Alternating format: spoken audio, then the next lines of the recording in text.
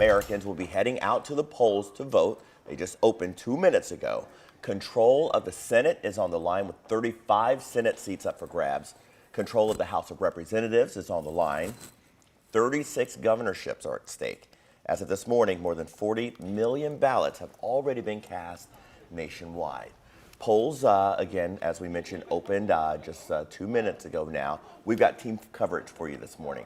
Connor Steffen is standing by in southern Indiana. But first, we're going to go to Gabby. She's at Mazik Middle School. Some key details Jefferson County voters need to know before they head out to vote this morning. Gabby, I can already hear some people behind you, it sounds like.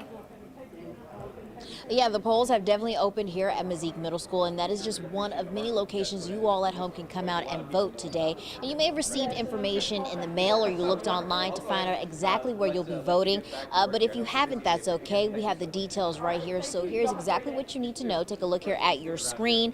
This is where you can find your voting location today. Just head to jeffersoncountyclerk.org/where-do-I-vote. That's pretty simple. From there, just fill out your address to reveal your voting location. There's even an option to view a sample ballot for your area, just so you know exactly what to expect when you head out to vote today. You will need a valid photo ID to vote. Some accept forms including driver's license, military ID, college ID, or Kentucky government ID. If for some reason you couldn't get one of those, you can sign a reasonable impediment declaration. At that point, you can provide a social security card, a credit or debit card, or another ID with your photo and name on it. And making sure that your trip to the polls is safe and secure is top priority for officials. So when I come back, we're going to be talking to an official here.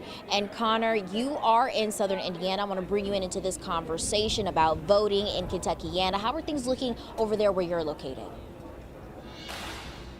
Well, Gabby, we're live here in Jeffersonville, where I believe we've seen our first voter just head into the Clark County Courthouse here. Now, the voting laws here in southern Indiana are much of the same as what you're seeing in Kentucky, though there are a few key differences, specifically when it comes to ID laws here when it comes to voting in southern Indiana. Now, let me take a second to explain what I mean here for a second. According to Indiana law, you must provide an ID with your name and expiration date. It either needs to be a current or have expired with sometime within the last general election. That was November 3rd of 2020. That ID also must be issued by the state of Indiana or the U.S. government. If you decline to present an ID or the election board determines you don't qualify, you'll be offered a provisional ballot. As part of the procedure, you have to present a valid ID by noon, 10 days after the election. If you live here in Clark County, expect to see new voting machines with more up-to-date technology, but the voting process still remains much of the same here.